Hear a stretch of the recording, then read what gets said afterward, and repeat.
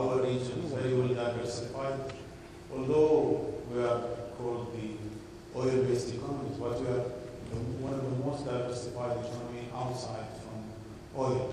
All these things brought a certainty within the international investment and business community to look into a place that really they can depend on, and they can do their economic plans for years to come, because they realize that this is a place that they can depend on and move their businesses. And not only looking at that, there is one more thing I want to bring up, and I'm sure my colleagues will share with me this thing. UAE is an enabling economy to the region. Unlike so many other economies that when you touch base with that economy, it's only for that country or for that economy itself. UAE is a base for the whole entire region that we cover. So only Middle East, North Africa, and Indian subcontinent, but also to Eastern Africa, when we have the BRICS with us being an integral part of our trade relation, and upcoming West Africa. UAE is an enabling partner for businesses to grow within the region. And this was the base of so many dependent companies to take their decision within turbulent times. And turbulent times, we have seen that many years. Although the extent here is different, because it links to politics and the economic situation, but it's also significant to tell a story of a country that have developed itself, although it's an oil-based economy, have developed itself outside the oil, and been open from day one of initiation, from the day one that our fathers have set up this country to start. 1971, UAE is known. UAE is an open economy and is a welcoming economy, an enabling economy for growth to investors coming to our markets. Marwan, I'm sure you want to pick up on that, but go ahead. The way I look at it is this way. Yes, there is an instability, but if you as a country are not ready with your environment, you will not benefit of this. So the way we look at it, recently our hotel was full because people need to travel. Then they will think about destination. If you are not ready to accommodate this, they will not come to you. So this is what the UAE is did. Our environment is ready, legislation is ready, all kinds of other infrastructure are ready. That's why we have the benefit. So company, instead of just shutting down, they will open temporarily somewhere else. So this is the way you do it. Even if you attract them for 3 years, as you said, or 4 years, I don't think so there is a business will close before 3 years. So you just attract them over here, give them the facilitation they require. And don't forget that human capital is a very big asset to change and relocate. So maybe the human capital, and we will not go to that region, but we can stay in UAE and do all our business there. So if you are not ready as an environment, this is what I'm saying, you will not get benefit. And we are so lucky that our environment is ready to attract any investment. And this is the advantage of our sector. Now, in the past few months, we've actually seen some good figures coming out of the independent analysis in terms of growth in this region. But also, I believe that there are some solid figures to our industry, particularly in the purchase of property in this region. And again, that foreign investment we were talking about earlier, that's coming in, that's beginning to come back to the region. 2010 alone, I believe something in the region of 27 billion dirhams, something like that. Are you beginning to see a trend? Was there a time when it looked bleak and then maybe slowly was picking up? But is there momentum gathering now? Yeah. If we will look at the real estate chart, from 2005 we witnessed the growth since the introduction of the new company and the foreign ownership. Then 2008 it was the upward jump. Then 2009 is the downward. But now if you look at the graph, it is sustainable growth if you would just jump out 2008 and 2009. It is sustainable. Looking at the data, this is the latest report issued by our research and study division. By the way, it will be available in our stand for anybody to share. We have increased about 20% of the value in transactions since last year. This is comparing the last quarter of 2010 with this year's first quarter. So there is about 20% increase in the value of transaction. If you look at the real estate sector today, it is more affordable. Previously, there was I would say it was driven by speculators, but today we are looking at end users. To people who would like to come and settle in Dubai or in the UAE, and it is more reasonable and it's more affordable.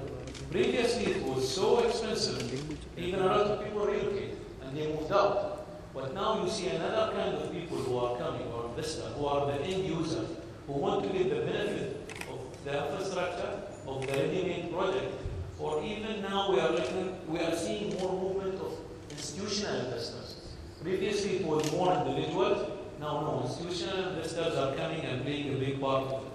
So the first quarter of 2011, if you see the chart, it's all green, green, and green. So it's a green in number of transactions and the value, it's a green in sales and green in mortgage. So this is all an indication that our real estate sector is going toward a better planning. And this is what we are doing. The last 2 years, we spent a lot of time in cleaning up what was happening in the real Because it estate. had gone a little bit wild, and really the prudent investor, somebody should have spotted this in a way, but I think everybody, what is it, make hay while the sun shines, everybody was on And everybody was busy counting how much money he's making. That's why nobody was just planning for the real estate. But moving forward, this is what we realized, and this is one of the benefits of the crisis, that we are replanning the real estate sector. My last announcement, I told them I have more than 500 projects under study. This means less supply to the market. That means only the good supply will come to the market. Other than that, it will not. One of the areas we've been overwhelmed with was the request for our office that comes from different parts of the world. Request of investment, setting up in Dubai, which areas to tackle, how we can navigate this, what sort of activities we can engage in, and also look at the different possibilities of investment in UAE. And I think we have doubled comparing first quarter of this year to last quarter in terms of queries we are having. And within that, our expectation of 2011 to be somewhere between 20 to 30% increase in investment overall. Although we are seeing a good impact coming in from a couple of Dubai government department looking at some PPP or joint venture, project that they're working on, the legislation part of it and the regulation that will be adhered to. And this was discussed lately in the last Dubai Energy Forum. I think this is coming strongly within the next time, within the next couple of months, and we'll see some good inputs from those government departments. But overall, we are into the starting the upside again, although it is gradual and likely we really like it to be this way. It's easier to predict and go with a number that really the world would absorb and think it's a reliable number for increase. But one of the things I would like to mention that some of the projects we are receiving, there are certain criteria that really fits within the developments and opportunities having to do in Abu Dhabi. And this is an area that we started to navigate and even look into how such could be increased and really have a streamline to Abu Dhabi, as we are discussing with them of some investment body that will be created hopefully. I think within the whole spectrum of investment, it is on the positive side, and we are seeing a good interest into the country and the Dubai part. But now we've seen some good, strong predicted growth figures coming in the region, and again, the independent analysts have revised their predictions to the better side. We're also looking in Abu Dhabi about 4.5% growth this year, according to the Department of Economic Development. But planning, they say, to grow at 7% per year until 2015. Now, what is the Chamber doing to actually help to facilitate this growth? Because looking at the 2030 plan, that's the consistency you need between now and 2030. Do you think it's actually sustainable?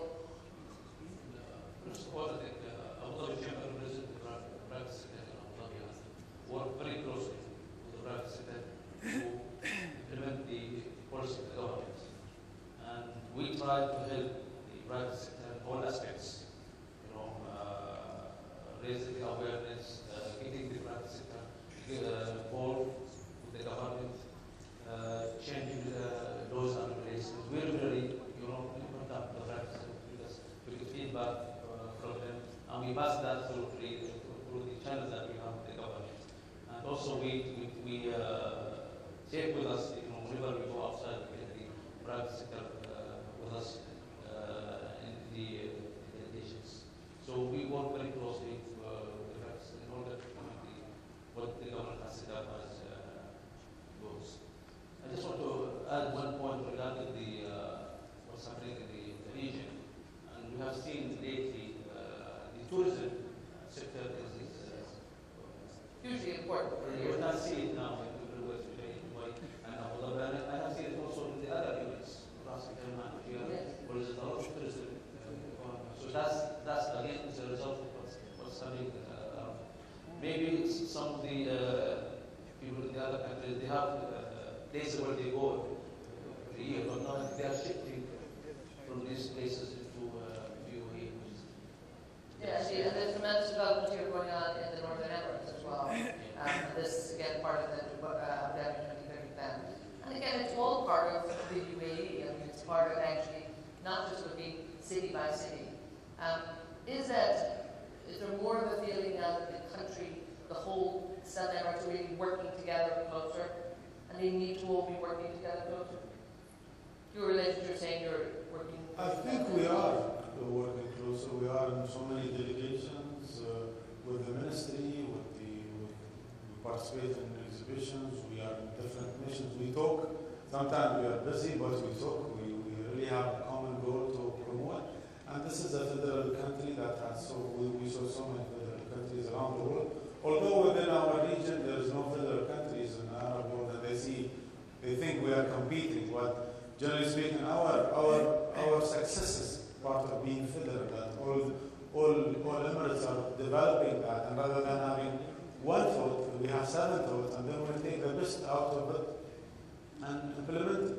And this is what's happening with success stories in Abu Dhabi, Dubai, and Sharjah, Ras Al Khaimah, and Fujairah. Everybody's doing the same.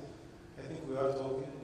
Maybe we need to talk more. Our colleagues here are from Fujairah, where we participate in so many other events, but we are active. We try to capture the moment with current stream of interest coming to our economy, but there is always room to develop our cooperation together to have more common, let's say, activities together. And the tourism area, which we're talking about, tourism, the fact that people will now probably come to Dubai, they will go to Abu Dhabi, they may well go to Ras Al Khaimah. I have seen a lot of them in Fujairah. Yes, absolutely. So the fact and the development that's going on there is also quite interesting. Please, at any point, we'd be very happy to take some questions from you.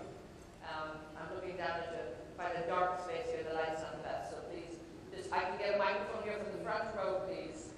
Can we have a microphone and bring it up here? While we wait for the microphone, Fahad, I just want to pick up on some point that you mentioned there about Dubai being an enabler for the region, and it reminds me very much of that book, Outliers, the Malcolm Gladwell book, who we did link at the tipping point, but in the book Outliers, it talks about a trend or something happening in one, that is, while it's quietly happening, the ripple effect is maybe not immediately felt, but down the road, that it's really impacting. I think it's a field of. Sorry, you please go ahead. I'm just trying to get my microphone position in the front while you're answering that. It's the optimism that we start feeling. I think yesterday the confidence, not just we see ranking, UAE became the 6th in economic confidence. And this is something that when you talk about ripple effect, although the dynamics of the Dubai economy have been important to not only the country but also to the region, with so many implementation of ideas and best practices started here. But we are seeing the same coming from Abu Dhabi, from Fujairah, from Ras Al Khaimah, with the new projects going on. I think also Dubai coming back with the positive impact that we are start seeing will enhance that, will enhance the positive decision making, being a little bit more aggressive. We were having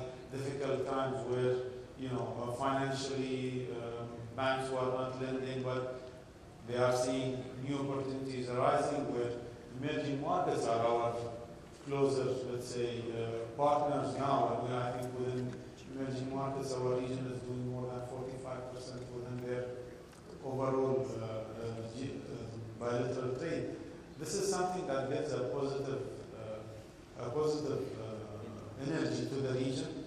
Emerging markets are a good, actually are the markets that investors are bidding on right now because of the opportunities that they give, because of the percentages of expected profits that they give. Such thing brings a positive impact, and we see this positive impact will bring GCC and Middle East to be a contributor to the global economic situation coming back, not only the BRIC countries, but I think we will be a good participator into bringing the soul back to the world economy, although we're seeing different things happening, but we are a good participator in that, and our share to also the effect on global investment. The region used to have in 2005, it was 5% the participation from the region to the international investment. I think we reached 11th our share on international investment, and we continue to seek opportunities, not only also inviting opportunities. So this is the thumb of the current, economic situation happening here, and I think also the thumb of UAE into being an enabler to businesses in our entire region, not only the GCC or the Middle East. So you have a question? Yeah, I did have a question. Thank you very much for giving me. I just wanted to elaborate. Thank you very much for giving me the chance to. But tell us who you are. My name is Sharif, and I'm coming from Fujairah. I'm driving almost 1 hour now. I think there is something missing with your introduction. You are from. My name is Sharif. I'm from Fujairah. That's good enough. I'm coming for. I've driven 1 hour and a half, and I'm glad that I didn't miss this forum. It's good to hear the gentleman speak. I just wanted to add 2 points, which is just it would be very enlightening to the back audience. Yes, we do talk regularly. Number one, I mean, we meet in different forums. I think almost that itself it's a lot of groundwork for us to communicate and to have a better understanding. And the second part, I think the 3 gentlemen spoke. Also, the human resources and the manpower and the leaders in UAE just become more capable. I mean, we have focused in the last 40 years. So today, even the visions and the capabilities, I mean, I do understand myself. 10 years ago, when I was promoting what was the mentality, and today the mentality is different. I mean, today we focus globally. I mean, when I say globally, on the Emirates. The idea is to bring people to the Emirates, and then where it goes, that's the second issue. Because today, I witness businesses that investors from Abu Dhabi, Fujairah, from Dubai, from Sharjah. So, one way or another, and the other way. So that's one thing just wanted to add. Basically, we talk, we communicate, we have a better understanding, and we have better grounds. And I also compliment Mr. Marwan. He says the environment in UAE is very much, I mean, we have the infrastructure which is legislated, or the backup services. That's what I want to say. I just thank you very much. Please, yes, go ahead. Mr. Sharif Al-Aoudi, CEO of Fujairah Free Zone, I'd like to thank you. But there is something else that people really doesn't see. It's not only the infrastructure of the UAE that really brings, because their infrastructure can be matched as an infrastructure anyway, which is the hardware. I think UAE has the software that makes that infrastructure works. It's not only the infrastructure, the people, the system, and everything. The infrastructure, everything else. The legislations, the mood, even the multicultural. I mean, that's one thing itself.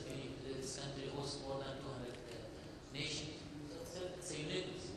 I mean, the adaptability, the conditionizing is a lot easier. And we thank you, and I think Mr. That's okay. Thank you very much.